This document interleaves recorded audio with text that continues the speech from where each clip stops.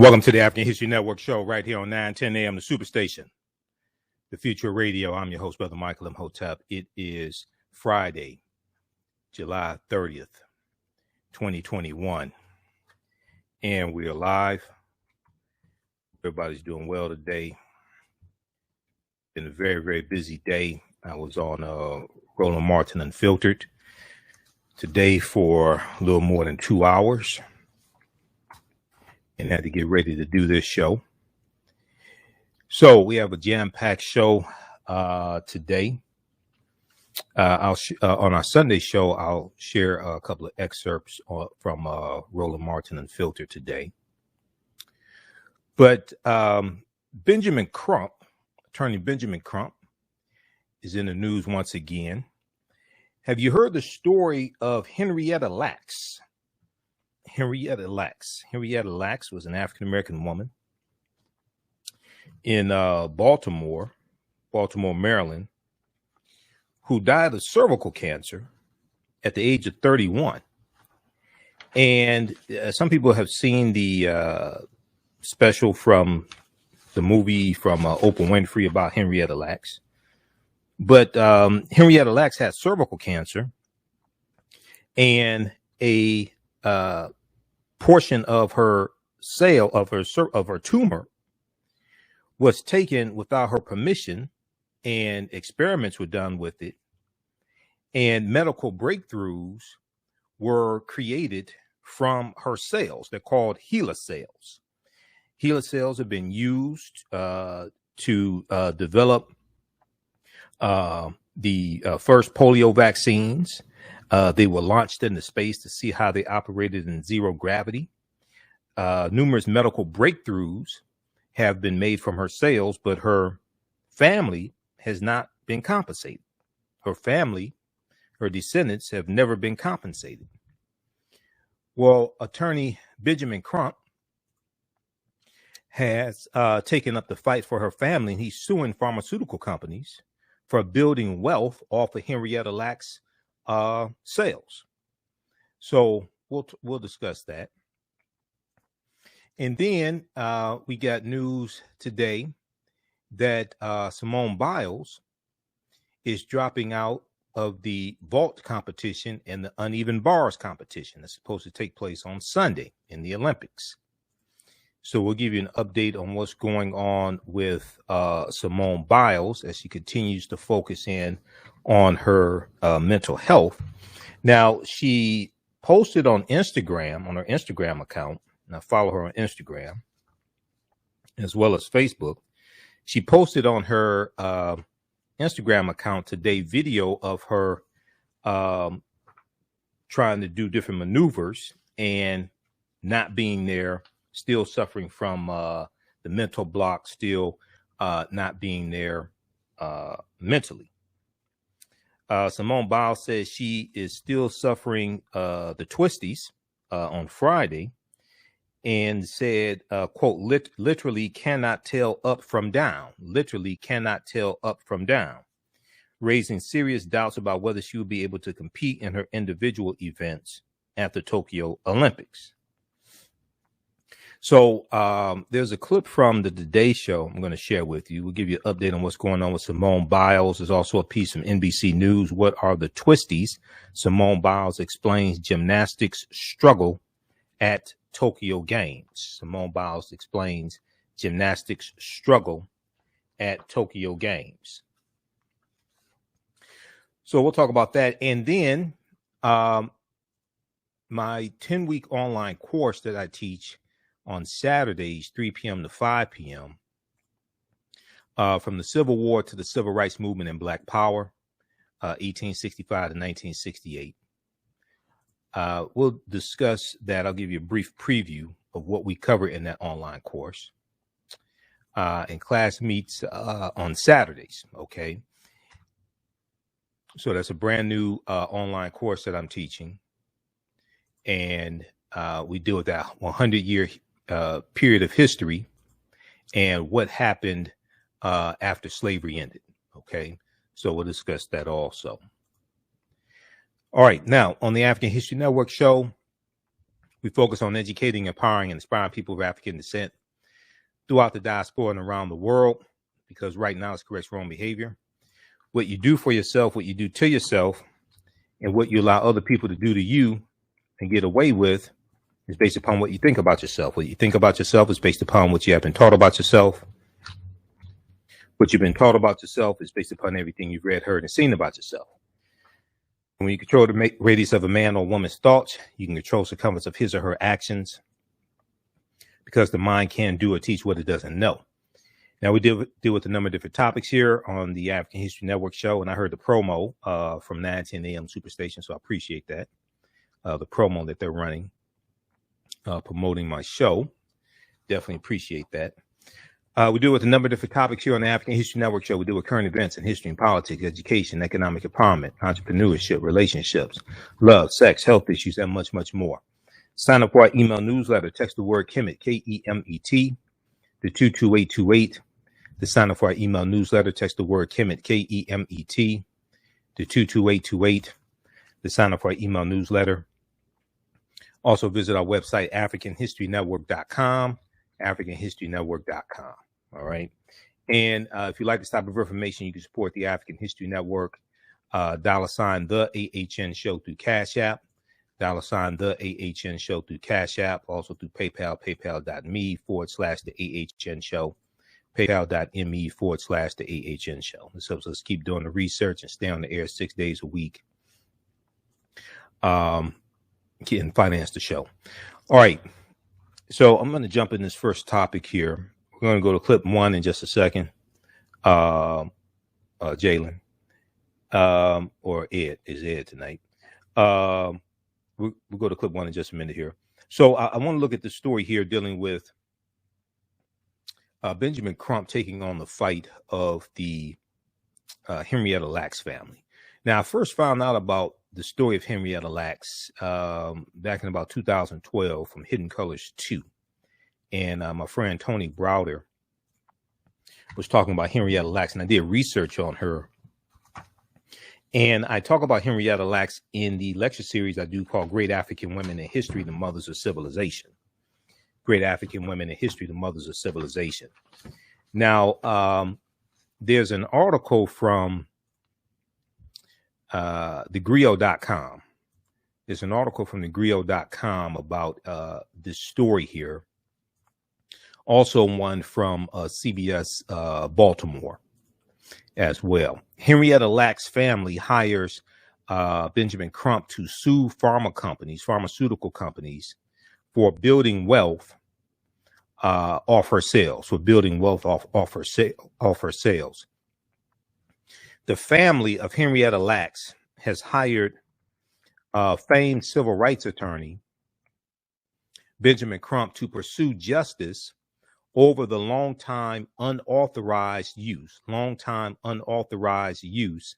of Henrietta Lacks sales.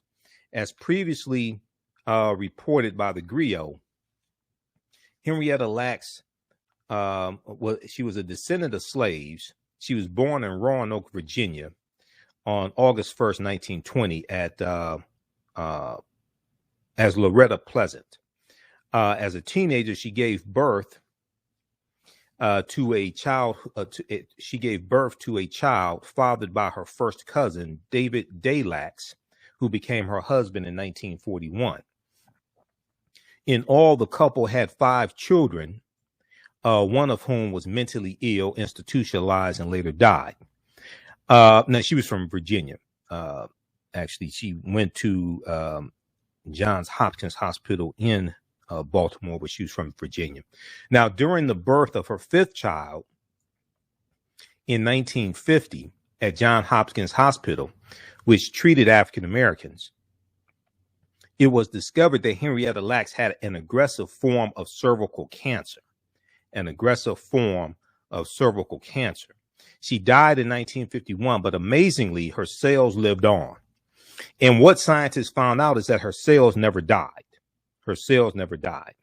And her cells were used without consent, literally helping to save the lives of many people. And here's a picture here of Henrietta Lacks. We'll show another one. Henrietta Lacks cells are known as HeLa cells. HeLa cells.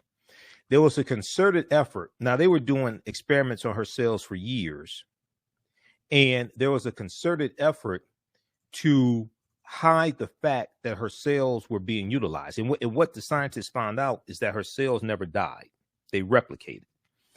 Many scientific landmarks have used Henrietta Lacks cells, such as cloning, gene mapping, and in vitro fertilization. Cloning, gene mapping, and in vitro fertilization also. So probably billions of dollars have been made off of her cells, and her family was never compensated. And for these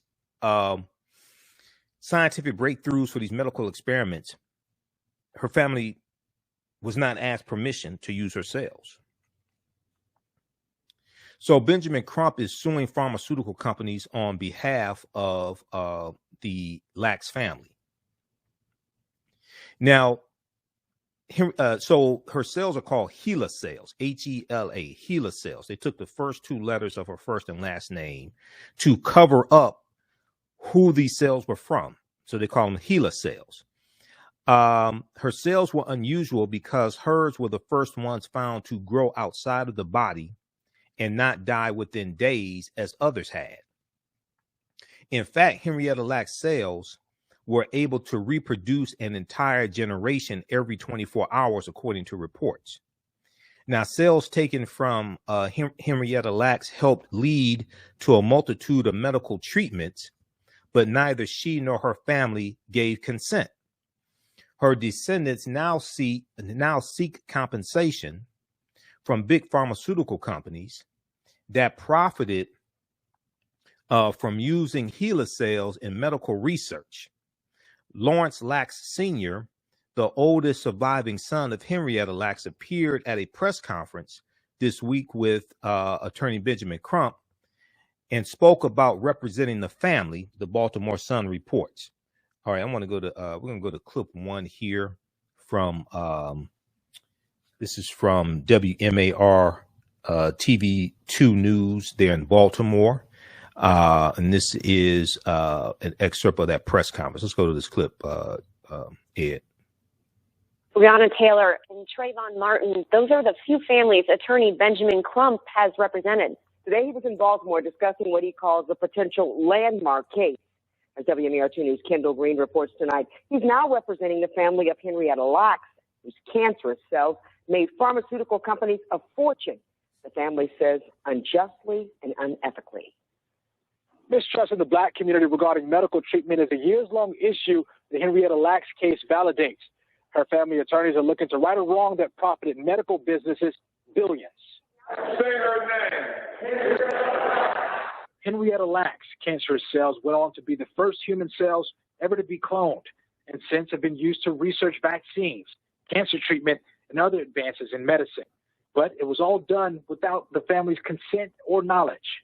What we're doing right now is very important and very synonymous to the mistrust that we've all been dealing with in America. The Lacks family says doctors at Johns Hopkins Hospital around 1950 unjustly and brutally violated her. She had racism sewn onto her cervix to try to eradicate cervical cancer, which was burning her from the inside out. This is so barbaric and so disrespectful to this family. And they treated her like a specimen, like a lab rat, like she wasn't human, with no family, no babies, no husband that loved her. Family had no idea what was taking place. Attorney Christopher Seeger, who's dealt with high-profile litigation similar to this case, says the Lacks family are victims of one of the most severe cases of corporate theft in our country's history. I can't think of an American family that has done more for modern medicine than the Lacks family, and they got nothing for it. And they have been unjustly enriched, robbed to the tune of billions of dollars, while her family has never been afforded any equity. Now, there's a long list of potential defendants who could end up on that case. Attorney Crump says he'll share those details as we approach that 70-year mark on October 4th. Reporting in Baltimore, Kendall Green, WMAR2 News. Question. All right. Pause it right there. Okay. We're going to continue this on the other side of the break. That's from the press conference that took place announcing the lawsuit against pharmaceutical companies on behalf of the family of Henrietta Lacks. We'll talk more about Henrietta Lacks on the other side of the break and talk some about her history. And then we'll talk about Simone Biles and the news that came out today that she's withdrawing from the vote competition and another competition as well. Okay, that's supposed to take place on Sunday, individual competitions. All right, the vote and uneven bar competitions. And we'll give you an update on what's going on with Simone Biles. She posted today on her Instagram account and said she still is suffering from the twisties. You listen to the African History Network show right here on 910 AM Superstation, the Future Radio. I'm your host, Brother Michael Imhotep. We'll be back in a few minutes. Black on Purpose Television Network. Yes, Black on Purpose Television Network. All black, all positive, all the time. The largest black-owned streaming television network in the world. Bringing our people together worldwide. Controlling our messages, our stories, our way. Black TV the way it should be. Black music, Black history, and more. 30-plus channels, thousands of shows. Black on Purpose Television Network. Subscribe now. Gain knowledge in minutes from insightful summaries of progressive and socially conscious books.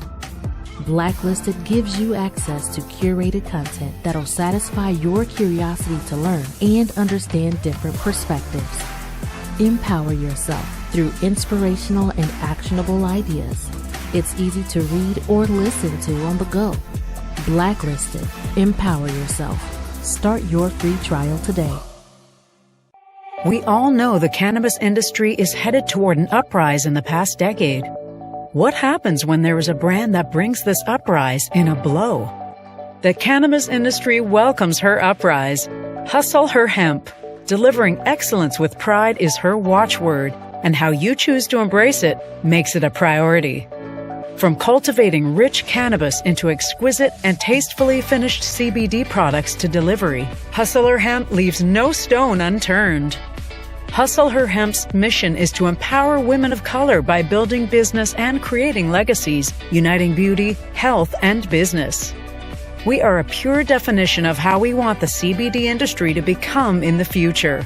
While we are redefining innovation, we bring the same energy to improving the quality of life.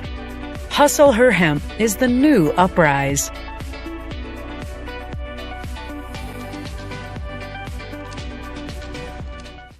Welcome back to the African History Network show right here on 910 AM Superstation, the Future Radio. I'm your host, Brother Michael Imhotep. It is Friday, July 30th, 2021. And we are live. Calling numbers 313-778-7600.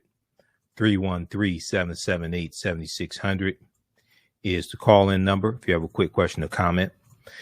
Okay. Right before the break, we were talking about Henrietta Lacks and the lawsuit that Attorney Benjamin Crump has filed on behalf of the family of Henrietta Lacks. Okay, so we'll talk about that. We'll go back to that in just a second. Hey, I want to remind you that my new 10-week online course that I teach on Saturdays takes place 3 p.m. to 5 p.m. Eastern Standard Time. It's called From the Civil War to the Civil Rights Movement and Black Power, 1865 to 1968. From the Civil War to the Civil Rights Movement and Black Power, 1865 to 1968. So there's a 10-week online course that I teach. Class just started up. If you go to our website, AfricanHistoryNetwork.com, and scroll down the page, you'll see the information there. Click on register here. It takes you to the next page. and just click on enroll. Class is regularly regularly $130, is on sale $80. As soon as you register, you can start watching the course content. Okay. So we do the class live. All the sessions are recorded. And as soon as you register, you can watch the class we just did this past Saturday. There's also some bonus content there that you can watch as well. You can watch from around the world. And we look at history in approximately 10-year increments, starting in 1865, looking at 40 Acres and a Mule, looking at the end of the Civil War and what happened to African Americans during that 100+ year period of time, through Jim Crow, through the civil rights, through World War I, World War II, the civil rights movement, and the Black Power movement. Okay. All right. So we just posted the link here. You can register for that class. We'll see you in class on Saturday. All right. Let's go back to information here dealing with Henrietta Lacks. So there's an article from thegrio.com about this, and then one also from CBS Baltimore dealing with this lawsuit. So and the name of this article, once again, is Henrietta Lacks' family hires Crump to sue pharma companies for building wealth off her sales. Now, Henrietta Lacks' descendants now seek compensation from big pharmaceutical companies that profited from using the HeLa sales in medical research. Her son, Lawrence Lacks Sr., who you heard in the clip that we played before the break, is the oldest surviving son of Henrietta Lacks. He appeared at a press conference this week with attorney Benjamin Crump and spoke about representing the family, the Baltimore Sun reports. Now, and here's a picture of Henrietta Lacks and her husband, David. Okay. Now, they were poor tobacco farmers. Okay. And when you see them, I talked about this before. You know, there was a dignity that many African Americans had about ourselves, even in poverty.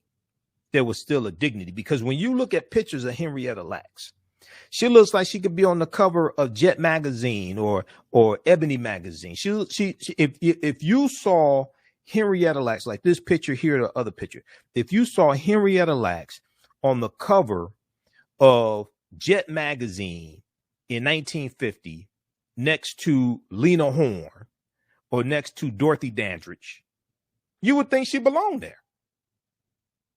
There was you look at her husband here, there was a dignity that we had about ourselves. Even if we were in poverty, we had the mindset that we may live in poverty, but poverty does not have to live in us. All right. So, but take a look at this here. I've talked about this before, you know, when I do do my lecture series, Great African Women in History. I've talked about this before when I do my lecture series, Great African Women in History, the Mothers of Civilization. I mean, you look at Henrietta Lacks and her husband, David, they look like they could be on the cover of Jet magazine back in the 50s and 60s or 40s, like Ebony magazine, something like that. Okay. All right. And like I said, she was like she could be on the cover of a Jet next to Dorothy Dandridge or Lena Horne or any other actresses, African American actresses from that period or from the 70s as well. Okay, now let me go back to this one here. If we look back at the article here from the Grio. Just a second. Look back at the article from the Grio.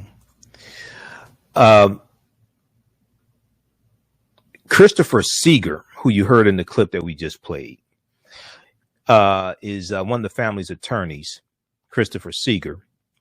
And he said, quote, the American pharmaceutical company, the American pharmaceutical community has a shameful history of profiting off research at the expense of Black people without their knowledge, consent, or benefit. Without their knowledge, consent, or benefit. leading to mass profits for pharmaceutical companies from our illness and our very bodies. This statement here was from Benjamin Crump. Okay. He said the American pharmaceutical community has a shameful history of profiting off of research at the expense of Black people without their knowledge, consent, or benefit. And okay, we have it up here on the screen. Without their knowledge, consent, or benefit, leading to mass profits for pharmaceutical companies from our illness and our very bodies. Benjamin Crump went on to say there is no clearer example of this than Henrietta Lacks and the seemingly endless manipulation of her genetic material. The pharmaceutical companies have been unjustly enriched by this unethical taking of her cells, while Henrietta Lacks' family has never been afforded any equity. Now, attorney Christopher Seeger, who you also heard in the clip, he said, this is the greatest example of corporate theft that I've seen in my career, and I've been pursuing pharmaceutical companies for 25 years. They took something from this family and have offered them nothing. Yet they've gone out and made millions of dollars. I think they've made billions, actually. I think it's a lot more than millions. I think they've made billions of dollars since the 1950s off of the Gila sales. Now, David Kroll, in his article for Forbes magazine, said so widespread was the subsequent distribution of Gila sales over the years that 76,000 research articles have been written that cite the use of the sales in one form or another. Okay, so this deals with, racism is a system of advantage and privilege distributed based upon race, which comes out of the ideology of European white supremacy. And when we talk about the racial wealth gap, we have to talk about medical experiments like this, where white corporations benefited off of the exploitation of African people. Okay, that was like the foundation of slavery. We know it came out of racism, okay, but that's like the foundation of slavery as well. Now, ethical justice, but no financial rewards for the Henrietta Lacks family, David Kroll wrote in Forbes magazine. Now, the case of Henrietta Lacks, per a press release, helped to establish the ethical standard for informed patient consent in the medical community known as the common rule. The common rule requires doctors to inform patients if any aspect of their medical case can be used for research, and to assign them a code number to establish anonymity. Okay, the common rule came about because of the case of Henrietta Lacks. Now, attorney Christopher Seeger said Henrietta's sales have been monetized by big pharmaceutical companies for decades. While vaccines may save lives, companies continue to profit off of Henrietta Lacks.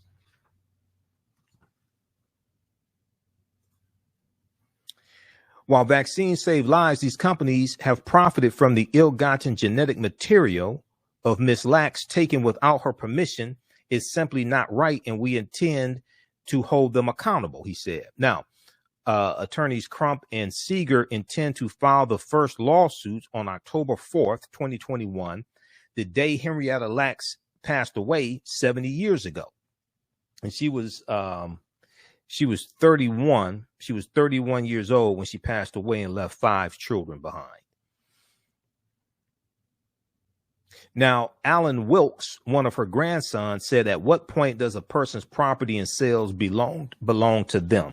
At what point does a person's property and sales belong to them? The story of Henrietta Lacks begins in January 1951. So I've studied Henrietta Lacks in the past. There's an article from New York Times from some years ago, from 2010, February 1st, 2010, called "A Lasting Gift to Medicine." A lasting gift to medicine that wasn't really a gift. Okay, this is for the New York Times, and this is about Henrietta Lacks. And they also talk about the book by Rebecca Skloot called "The Immortal Life of Henrietta Lacks." The Immortal Life of Henrietta Lacks by Rebecca Skloot. In the movie Think Like a Man, that was based upon the book, the self-help book by Steve Harvey. In the movie Think Like a Man, there's a scene where Megan Good mentions the name of the book, The Immortal Life of Henrietta Lacks by Rebecca Skloot. She talks about a guy who she met who read the book. If you don't pay attention, it'll just go right past you and you don't know what they're talking about. But it's in the movie. I've seen that movie probably 100 times. But as soon as she said it, I knew exactly what she was talking about. The Immortal Life of Henrietta Lacks. A lasting gift to medicine that wasn't really a gift. This is from the New York Times. So they talk about how the story began in 1951 when Henrietta Lacks was found to have cervical cancer. She was treated with radium at Johns Hopkins University, Johns Hopkins Hospital, the standard of care in that day. But there was no stopping the cancer. There was no stopping the cancer. Her doctor had never seen anything like it. Within months, her body was full of tumors, and she died in excruciating pain that October, 1951. She was 31 years old and left 5 children. The youngest child was 1 year old. Now, Henrietta Lacks had been a devoted mother, and the children suffered terribly without her. Neither Henrietta Lacks nor any of her relatives knew that doctors had given a sample of her tumor to Dr. Gregory Guy, G-E-Y, a Johns Hopkins researcher who was trying to find cells that would live indefinitely, in culture so researchers could experiment on them. Before Henrietta Lacks came along, his efforts had failed. Her cells changed everything. Henrietta Lacks' cells changed everything. They multiplied like crazy and never died. Okay? They multiplied and never died. I'm not sure if this is where Robin Harris got it from in Baby's Kids. We don't die, we multiply. I'm not certain if that's where it came from, but I wouldn't be surprised. Okay. I wouldn't be surprised. I don't know. Could be. I don't know. Okay. If you're old enough to remember Robin Harris and Baby's Kids. Okay. Or maybe you have some Baby's Kids. Now a cell line called HeLa, which is short for Henrietta Lacks. They took the first 2 letters of her first and last name to hide who these cells came from. A cell line called HeLa was born. Those immortal cells soon became the workhorse of laboratories everywhere. HeLa cells were used to develop the first polio vaccine. They were launched into space for experiments in zero gravity, and they helped produce drugs for numerous diseases, including Parkinson's, leukemia, and influenza, the flu. Okay. All this was created from her cells. All these vaccines and treatments and things like this were created from the cells of an African woman. By now, literally tons of them have been produced. Okay. Now, we also have to understand now the African woman is the mother of civilization. Okay. The African woman is the mother of civilization also. So a lot of the solutions to mysteries and diseases may be found in the cells of African women and African people in general, but especially African women. But you just can't use our cells without our permission and without compensation. Now, Dr. Guy did not make money from the cells, but they were commercialized. They were commercialized. Now they are bought and sold every day the world over, and they have generated millions in profits. I think by now it's probably billions. I think we need to get a total. We need to get a total on that. But I think it's probably billions by now. The Henrietta Lacks family never got a dime. They were poor with little education and no health insurance, and some had serious physical or mental ailments. But they didn't even know that tissue had been taken or that HeLa cells even existed until more than 20 years after Henrietta Lacks' death. Okay. And they found out only by accident when her daughter-in-law met someone from the National Cancer Institute who recognized her surname Lacks, and said she was working with cells from a woman called Henrietta Lacks. The daughter-in-law rushed home and told Miss Lacks' son, Lawrence, quote, "part of your mother, it's alive," end quote. When they learned that their mother's cells had saved lives, the family felt proud, but they also felt confused, a bit frightened, used and abused. The song was that New York, big city of dream, but New York is not always what it seems. You might get food if you come from out of town, but I'm down by law, so I know my way around. So the Grandmaster Flash and the Furious 5 was playing in my head, because this reminds me of the song "Used and Abused, Served Like Hilton. One day you were found hung dead in the cell." So that reminds me of New York by Grandmaster Flash and the Furious 5. But anyway, it had never occurred to anyone to ask permission to take their mother's tissue, tell them that her cells had changed scientific history, or even to say thank you. And certainly no one had ever suggested that they deserved a share of the profits. Okay. So read the rest of this article here from the New York Times. This is from 2010, February 1st, 2010. When I was doing my research some years ago on Henrietta Lacks, this was one of the articles that I read. All right. And there's also one from, okay, that's the one from New York Times. All right, check that out. Smithsonian Mag also has one as well about Henrietta Lacks. So I hope they are successful in suing these pharmaceutical companies. Her family deserves everything they can get, because these companies have, I'm telling you, is billions. They've made billions now off of her sales. Okay. All right. Now, we got news today that Simone Biles is pulling out of the two individual competitions on Sunday. Okay. The two individual competitions, the uneven bars and the vault.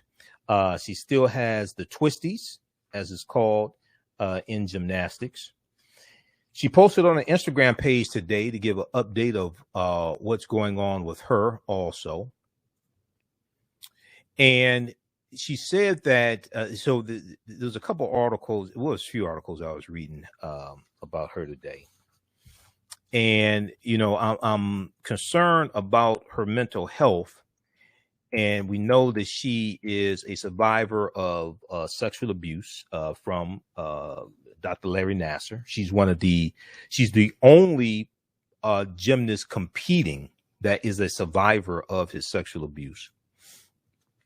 So if we look at there's an article from ABC News I was reading just before we came on the show, and there's also one from NBC News as well.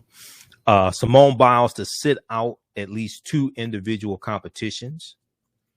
This is reporting from NBC News. We're going to go to clip 2 here in just a second, Ed, from the Today Show. She has withdrawn from event finals for vault and uneven bars and will continue to be evaluated to determine whether to compete in the finals for for floor and beam competitions. Team USA said. So, U.S. star gymnast Simone Biles has withdrawn from event finals for vault in the uneven bars at the Tokyo Olympics. Biles previously pulled out of the individual all-around competition. Simone Biles shocked the Olympic world Tuesday when she suddenly withdrew during the team gymnastics final. She said Friday, July 30th, that she was still suffering from the twisties. She said she's still suffering from the twisties and literally cannot tell up from down.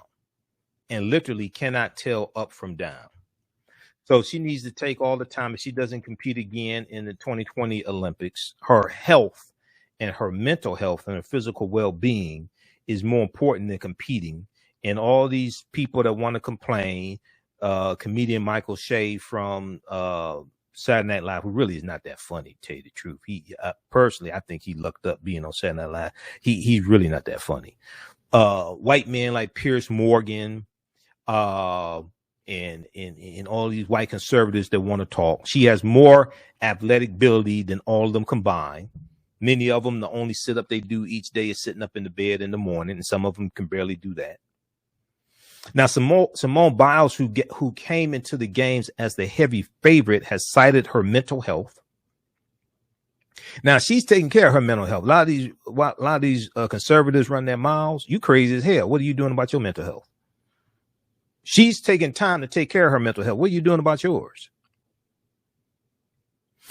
She has received support from other athletes, including U.S. Olympic swimming legend Michael Phelps. Team USA said in a statement issued Friday night, we remain in awe of Simone, who continues to handle this situation with courage and grace, and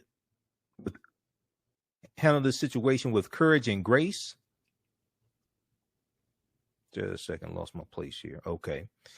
And all of the athletes who have stepped up during these unexpected circumstances.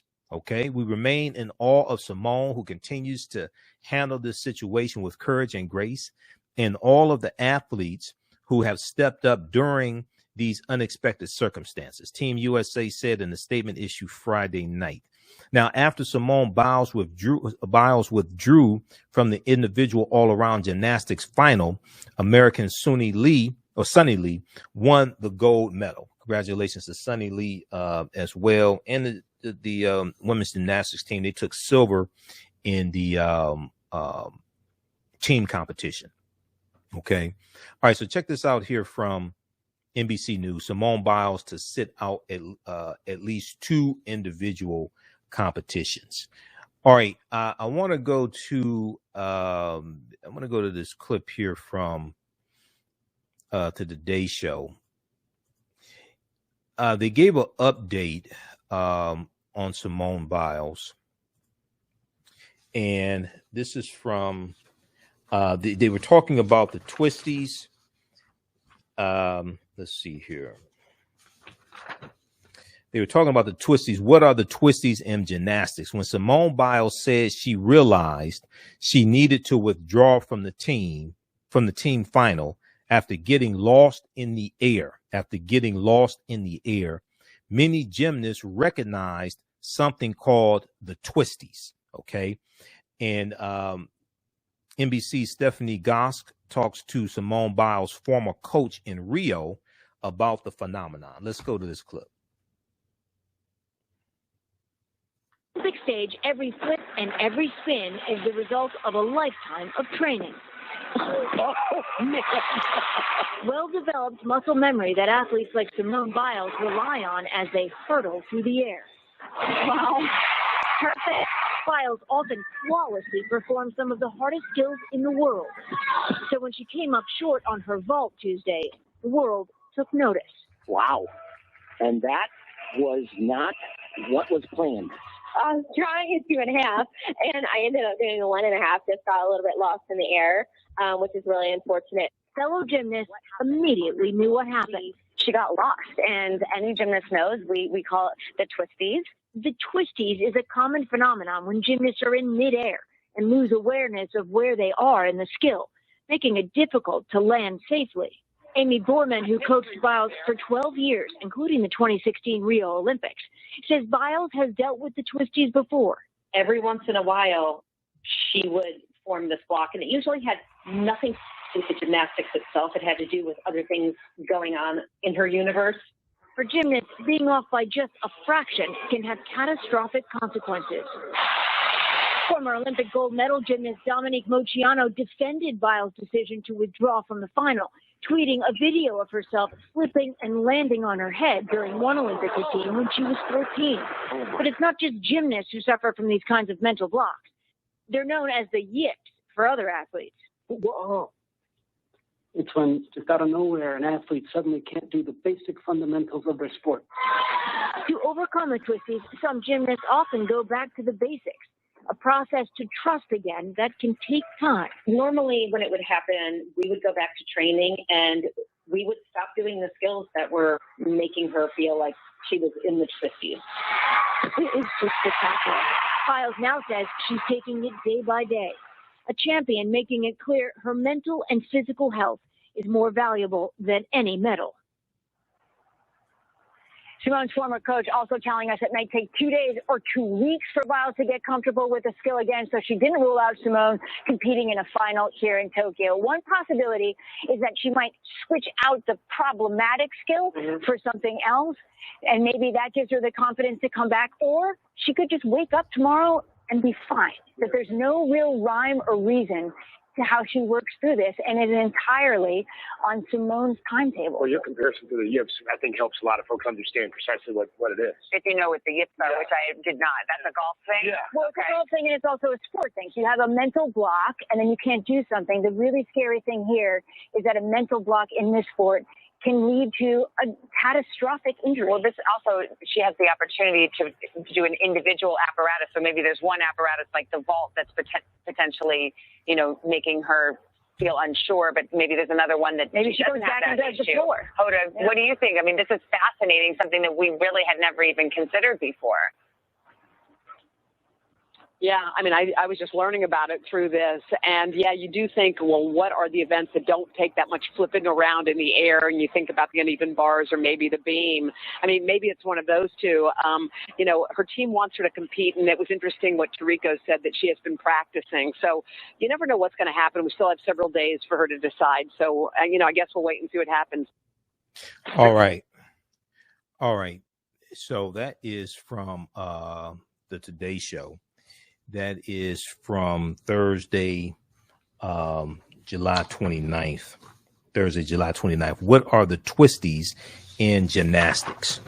Okay. Also, ABC News has a piece on this as well.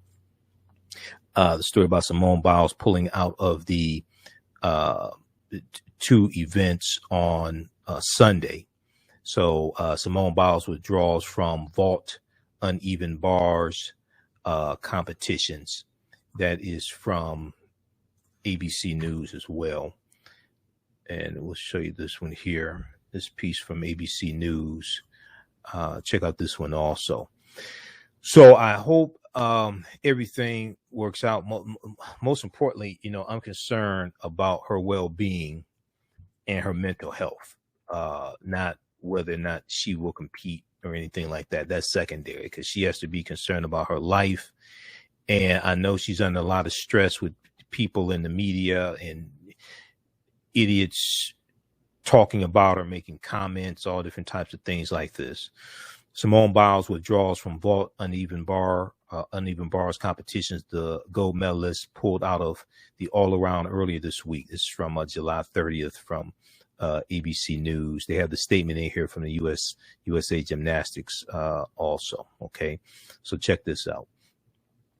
All right. If you like this type of information, you can support the African History Network, $ the AHN Show through Cash App, $ the AHN Show through Cash App, also through PayPal, paypal.me/the AHN Show. We definitely need your support. Those that have supported in the past, we appreciate that. You can support us again if you like. If you find this information valuable, we definitely appreciate that. I'm here 6 days a week for the African History Network show. And for those that don't know, I don't say it often, but for those that don't know, some people just don't know. I don't get paid to do this show. So when you support us, when you register for the online courses, when you support us through Cash App or PayPal, it helps us keep doing the research, stay on the air, pay the bills, etc. And keep doing this. Okay. All right. Now, we're about to run out of time here on 910 a.m. Superstation WFDF. We'll be back Sunday. We're 6 days a week, Monday through Friday, 11 p.m. to midnight, and Sundays, 9 p.m. to 11 p.m. Eastern Standard Time. I'm going to do those watching on our Facebook fan page, The African History Network, The African History Network, and our YouTube channel, Michael Imhotep, IMHOTEP. Keep watching. I'm going to do a brief overview. We'll talk for a few minutes about some of the information and some of the history that I cover in the 10-week online course that I teach on Saturdays. This class meets Saturdays, 3 p.m. to 5 p.m. Eastern Standard Time. This is from the Civil War to the Civil Rights Movement and Black Power, 1865 to 1968. This is a 10-week online course, and we deal with history that from the end of the Civil War through Reconstruction, Jim Crow era, World War I, World War II. Visit our website, AfricanHistoryNetwork.com, AfricanHistoryNetwork.com. You can register for the class there. And the first online course that I teach, Ancient Kemet, the Moors, and the Ma'afa, Understanding the Transatlantic Slave Trade. That class meets on Sundays, 2 p.m. to 4 p.m. All right, we have to get out of here. Remember, right now, it's correct wrong behavior. It's not over till we win. Wakanda forever. And we'll talk to you next time. Peace. All right, stand by, everybody. Stand by. Stand by. Okay, let me go through this brief overview. How's everybody doing? We have Mr. Ice and Dana, Rosa, Nikisha, Sharon, Tanji. Who still needs to register for this for the new 10-week online course that I teach, from the Civil War to the Civil Rights Movement and Black Power, 1865 to 1968? Who still needs to register for that 10-week online course? I'm going to post the information here, and I'm going to do a quick overview, show you some of the content. I do a PowerPoint presentation in the class. We have book references, video clips, articles. There's a ton of information that we cover. And this looks at what happened after the Civil War ended. What happened to this country? What happened to African Americans? How did we get to where we are today? We have to understand that history. We have to understand those policies that were put in place. Okay. How do we get here? And that helps us to better understand where we need to go from here. What are the next steps? What do we need to do? And one of the things you're going to see is the role that politics plays. You're going to see the laws and policies that were put in place to help create these conditions and help to get us to where we are today. All right. Let's see here. Which one is this? All right. Let's look at this briefly here.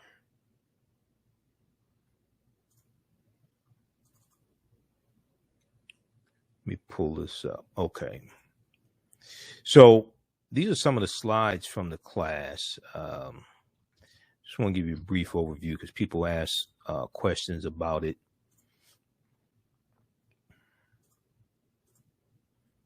All right.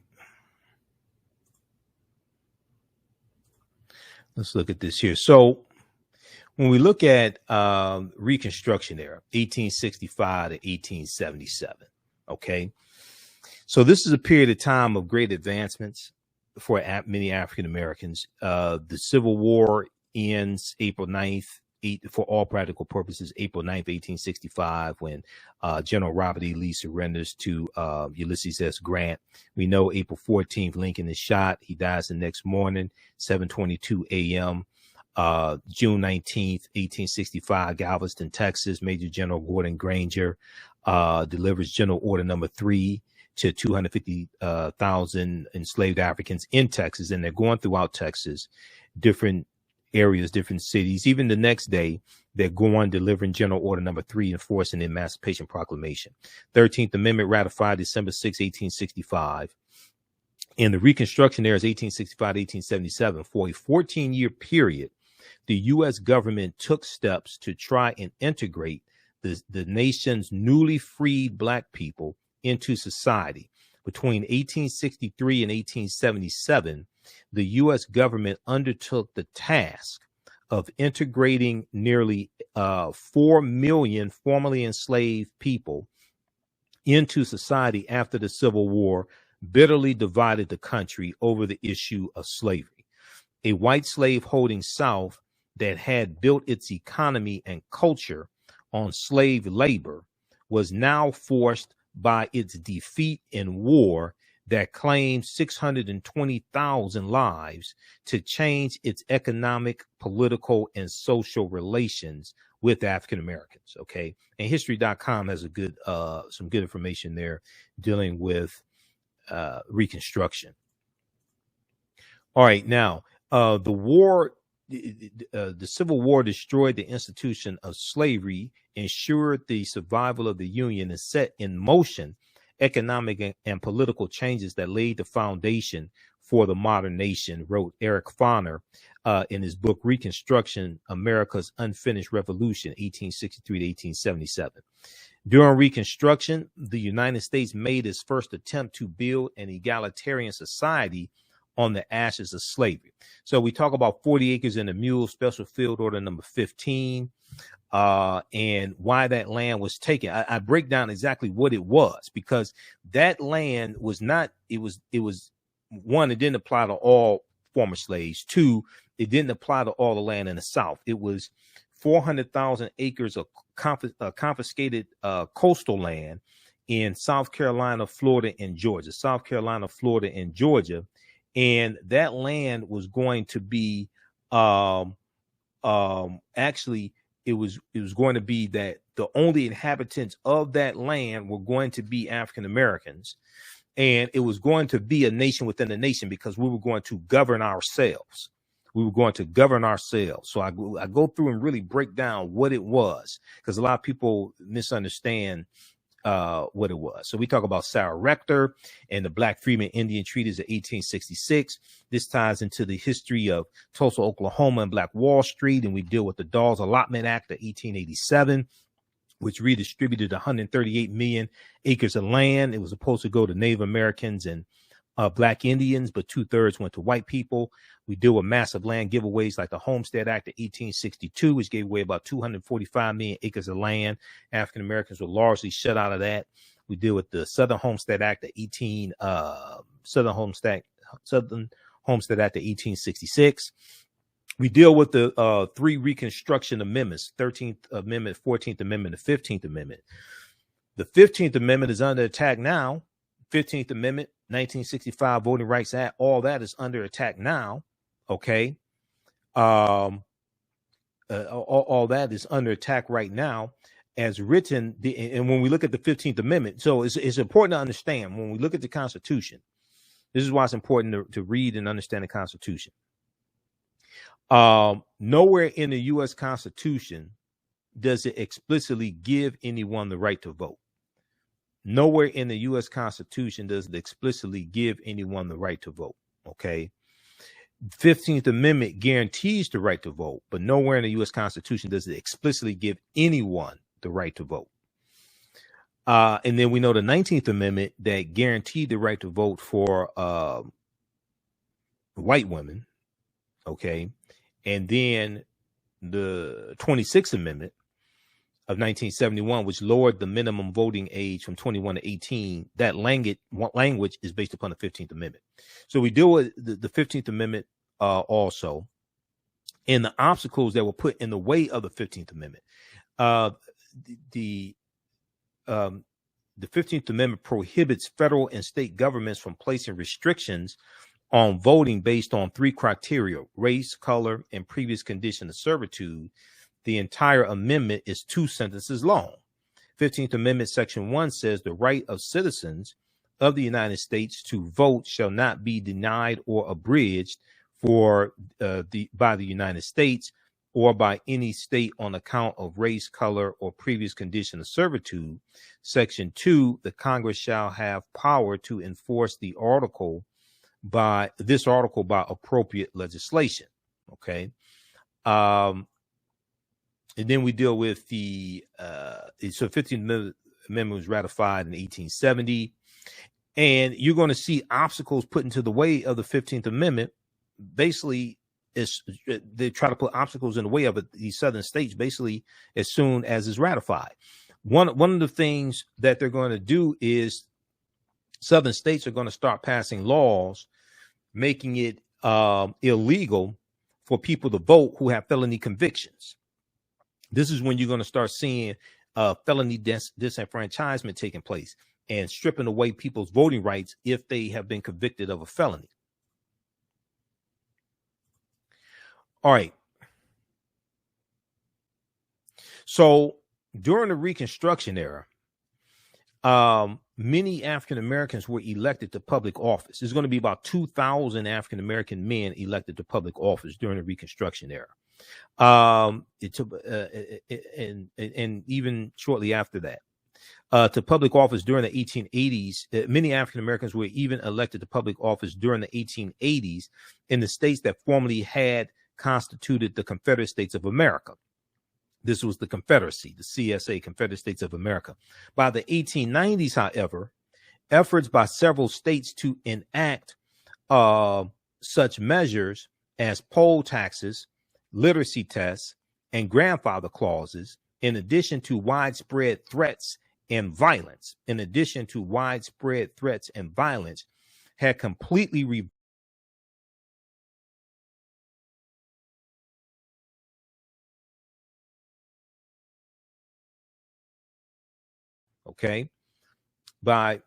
hold on just a second. I think we lost connection. By the 1890s, however, efforts by several states to enact such measures as poll taxes, literacy tests, and grandfather clauses, in addition to widespread threats and violence, had completely reversed those trends. Okay. By the beginning of the 20th century, nearly all African Americans in the states of the former Confederacy were again disenfranchised. When we go through, and one of the things we do in the class, we're going to go through, look at the massacres that took place, race massacres, Vicksburg Massacre, 1873. We'll look at the Ocoee Massacre, 1920 in Florida. When you go through and look at these massacres are going to take place attacking African Americans. They're going to take place usually because of one of three things: either over a white woman, somebody said a black man raped a white woman, looked at a white woman, dreamed about a white woman, something like that. Or it's going to be economic issues. It's going to be over jobs or something like that. In African Americans getting hired at companies and pushing, competing for jobs against white people, things like this. Like yesterday, we talked about the Silent March in 1917, with 10,000 African Americans march down Fifth Avenue in Manhattan. And the Silent March, they were marching for a federal anti-lynching law. Well, one of the reasons why that Silent March took place is because of the East St. Louis race riot of 1917, the East St. Louis, Illinois race riot of 1917. Okay. And that was precipitated by African Americans competing for jobs and the population of African Americans doubling over a short period of time in East Illinois because of the Great Migration. Even though it's towards the beginning of the Great Migration, but because of the Great Migration. We talked about this here on yesterday's show. New York City NAACP silent protest parade of 1917. We had 10,000 African Americans marching down Fifth Avenue in Manhattan. Okay. So we're going to see this continuous effort to suppress the African American vote because the forces working against us know that they know, one, how important the vote is and how it's tied to getting policies put in place. And then also they know that we're going to vote those people out of office that are doing us harm as well. They know we're going to vote them out of office. So we go back and we see voter suppression in the 1890s. You hear me talk about the article from the Washington Post, and we deal with this whole thing some more in the class, dealing with the Mississippi State Convention of 1890. The Mississippi State Convention of 1890, where the judge that presided over this state convention, Judge Solomon Saladin Calhoun, he said, we came here to exclude the Negro. He said, we came here to exclude the Negro. And this method that the state of Mississippi implemented to suppress the African-American vote is then going to be adopted by other Southern states. See, when you go through year after year and you see the laws and policies put in place, then you start understanding the strategies that were used to oppress us. And when we start understanding these strategies and these laws and things like this that were put in place and to oppress us, and we see how they're being used, then we understand how to better navigate this system, and we understand that those policies are written by people. They didn't just fall out of the sky. They're not ordained by the creator. They're written by people who are trying to do us harm and understanding racism as a system of advantage and privilege distributed based upon race. So we got to fire those people, vote them out of office, and put people in office whose policies and platforms more line up with what our issues are. So read this article here from the Washington Post, the Mississippi plan to keep blacks from voting in 1890. We came here to exclude the Negro. The convention's president, Solomon Saladin Calhoun, a white county judge, put the voting issue bluntly. He said, let's tell the truth. If it bursts the bottom of the universe, he said, we came here to exclude the Negro. Nothing short of this answer. And this strategy was called the Mississippi Plan. Okay, now, delegates at this state convention eventually adopted literacy tests and poll taxes geared to suppress the black vote in a state that had an African-American majority. The majority of the population of Mississippi was African-American in 1890 as a legacy of slavery. Okay. You're just 35 years after slavery ended. Now,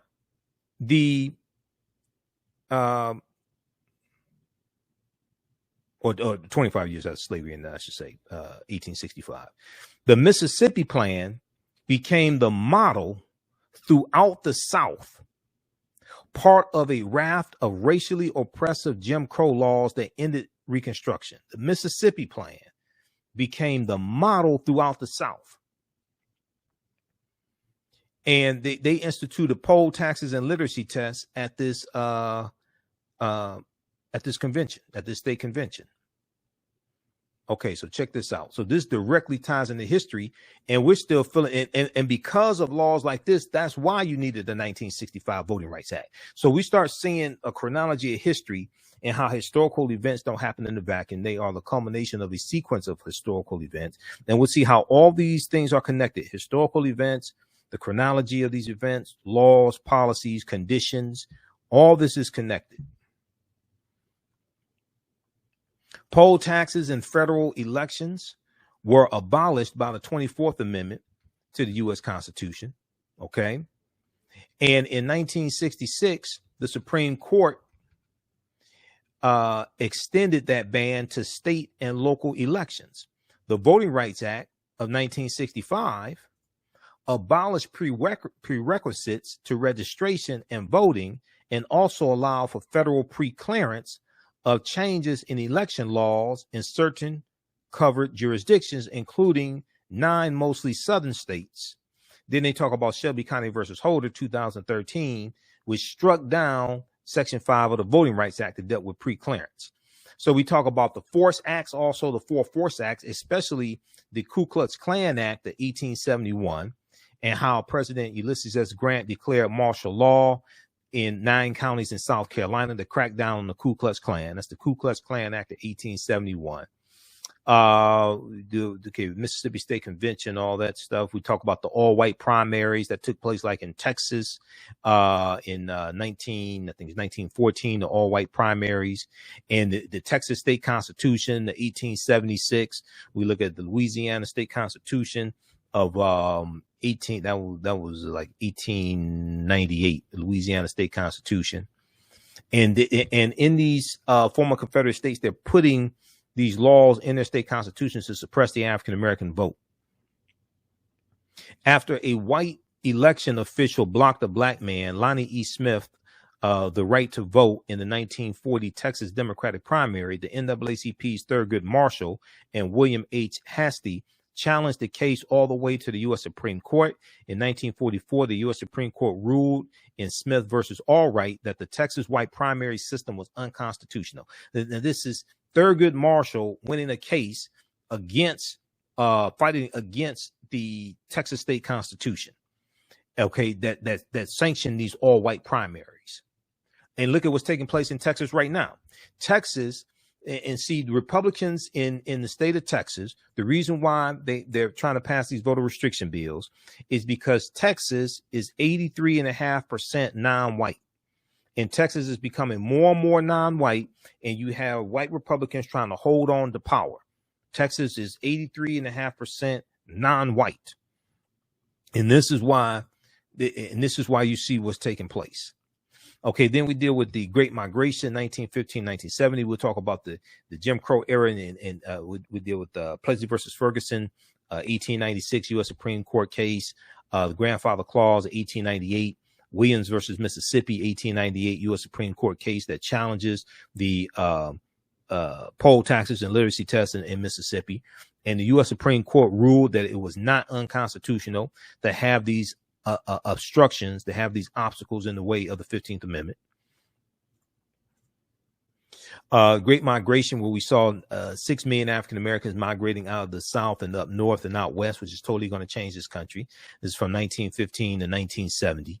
And they're going to places like Mississippi, going from Mississippi to places like Gary, Indiana, and Detroit, Michigan, Chicago, Illinois. We talk about the movie The Birth of a Nation. Okay, The Birth of a Nation, that calls race riots in the streets. A critical movie, because this movie helped to rejuvenate the Ku Klux Klan, February 8th, 1915. But also, we fought back against the movie. There were protests against this movie. There were protests organized by the NAACP. Charlotta Bass, who was the editor of the California Eagle black newspaper out in California. Then you had William Monroe Trotter in Boston. Okay, and we organized protests against this movie. Okay, we organized protests against this movie. All right, stand by, everybody. It looks like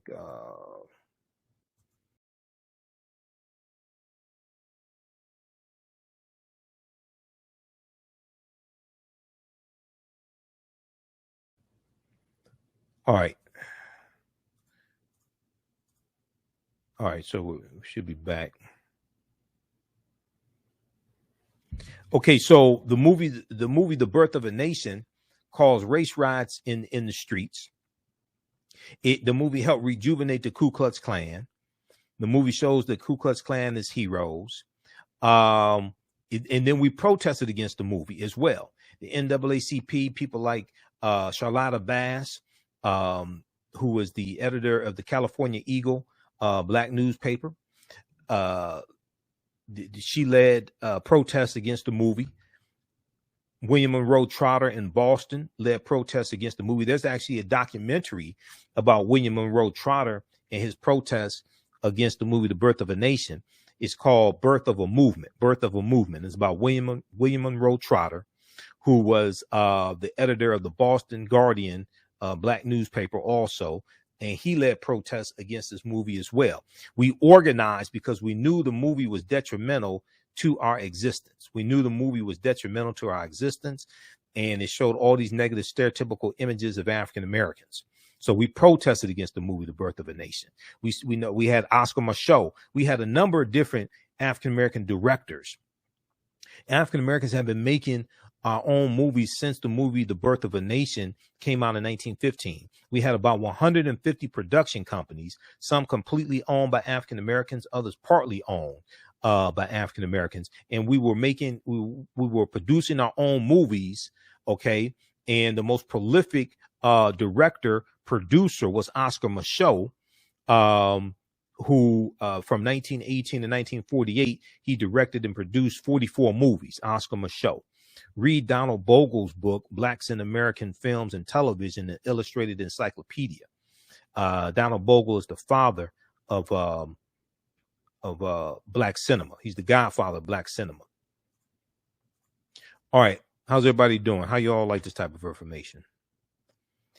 Okay, so these are some of the things we deal with in the course. We deal with the Harlem Renaissance. We deal with the Red Summer of 1919, when we had over 25 major race riots in this country. And this takes place the year after World War I ends, but this is also during the great pandemic of 1918, the Spanish flu pandemic of 1918, 1919, and it goes into 1920 also. Okay, and you have over 25 major race riots in this country, like the Chicago race riot. So we deal with the Harlem Renaissance. We deal with the Marcus Garvey movement, UNIA, Dr. Carter G. Woodson, and the Universal Negro, the ASALH, Association for the Study of African American Life and History, Negro Life and History, and the creation of Negro History Week in 1926. We take you throughout history and look at each class. We go through and analyze a 10-year period of time to understand what happened to us, to understand what happened to our history, what happened in our history, and how do we get to where we are today. We go through the civil rights movement and see how the civil rights movement gave way to the Black Power movement. Okay, so you can register for this 10-week online course at our website, AfricanHistoryNetwork.com, AfricanHistoryNetwork.com. Scroll down the page, and you'll see the information for the radio show. You can click here to listen to audio podcasts of our shows. Click here to read articles I've written. We have the information here from the Civil War to the Civil Rights Movement and Black Power, 1865 to 1968. This is a 10-week online course. We do the class live on Saturdays, 3 p.m. to 5 p.m. Eastern Standard Time. So you can join us in class live. You can see me. I can't see you. It's not like Zoom, okay, where you see everybody in class. You can see me. I can't see you. We have a live text chat, so you can text questions also. 3 p.m. to 5 p.m. Click right here to register here. It takes you to the next page. And then just click on enroll. As soon as you register, you can watch the class we just did last Saturday. And then there's other archived content there. You get the archived on demand. You get classes 1 through 3 of the other 10-week online course I teach. Ancient Kemet, the Moors, and the Ma'afa, understanding the transatlantic slave trade, what they didn't teach you in school. Ancient Kemet, the Moors, and the Ma'afa, understanding the transatlantic slave trade, what they didn't teach you in school. So this 10-week class, this one meets Sundays, 2 p.m. to 4 p.m. Okay, so this is going on right now. And you can register for this one also. And we do the classes live. All the sessions are recorded also. Okay, both classes are on sale. They're $80 each. And you still have access to the content even after the class is over with. So next year, you can still go back and watch the entire course. All right. So you can register for those classes. You can start watching the content right now, and we'll see you in class on Saturday and Sunday. All right, look, we have to get out of here. Remember, at the African History Network, we focus on educating, empowering, and inspiring people of African descent. Also, if you want to advertise with the African History Network, email us at TheAHNShow at AfricanHistoryNetwork.com, TheAHNShow at AfricanHistoryNetwork.com. And we'll let you know how you can advertise with the African History Network, and your 30-second to 60-second video commercial will air during when we rebroadcast our shows also. All right. Remember, right now it's correct wrong behaviors, not over till we win. Wakanda forever. And we'll talk to you next time. Peace. Gain knowledge in minutes from insightful summaries of progressive and socially conscious books. Blacklisted gives you access to curated content that'll satisfy your curiosity to learn and understand different perspectives. Empower yourself through inspirational and actionable ideas. It's easy to read or listen to on the go. Blacklisted. Empower yourself. Start your free trial today. Black on Purpose Television Network.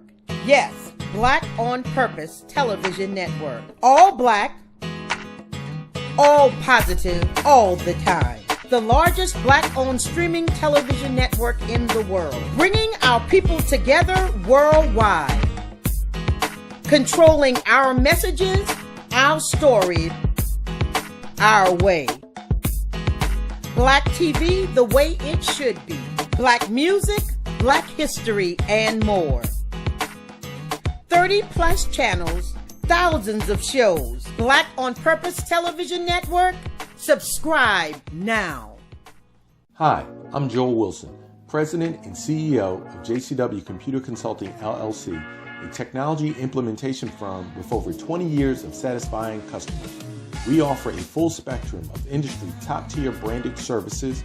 We are an authorized partner or reseller for Lenovo, Zoom, T-Mobile, Microsoft 365 and Surface tablets, Google Workspace, Acer, Asus, Samsung, PCmatic security software, and many more. Our online store features laptops, Chromebooks, computers, printers, accessories, and software. Businesses, take advantage of our free 1-hour Zoom tech consultation and know we offer top nationwide high-speed internet service providers, voice over IP, and cellular phone services. Home users, don't miss our current in-stock Chromebook inventory.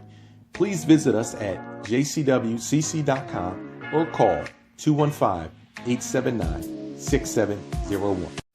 For 25 years, the Black History 101 Mobile Museum has carried on the rich legacy of the Black Museum movement in America by showcasing original artifacts of the Black experience at colleges, universities, K-12 schools, corporations, libraries, conferences, and cultural events, making it the most traversed Black History mobile exhibit in American history.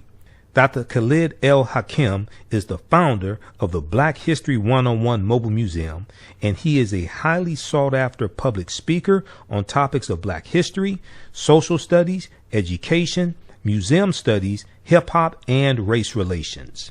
Dr. Khalid was named among the change makers for NBC Universal's Erase the Hate campaign and listed as one of the 100 men of distinction for Black enterprise. He recently founded the Michigan Hip Hop Archive on the campus of Western Michigan University. The Black History 101 Mobile Museum is currently scheduling in-person and virtual exhibits nationwide. For more information, please contact Dr. Khalid Al Hakim directly at 313-645-4197, 313-645-4197, or visit their website at blackhistorymobilemuseum.com. That's blackhistorymobilemuseum.com. You can also email him at bhistory101@yahoo.com, bhistory101@yahoo.com. We all know the cannabis industry is headed toward an uprise in the past decade. What happens when there is a brand that brings this uprise in a blow? The cannabis industry welcomes her uprise. Hustle her hemp. Delivering excellence with pride is her watchword, and how you choose to embrace it makes it a priority. From cultivating rich cannabis into exquisite and tastefully finished CBD products to delivery, Hustle Her Hemp leaves no stone unturned. Hustle Her Hemp's mission is to empower women of color by building business and creating legacies, uniting beauty, health, and business. We are a pure definition of how we want the CBD industry to become in the future. While we are redefining innovation, we bring the same energy to improving the quality of life. Hustle Her Hemp is the new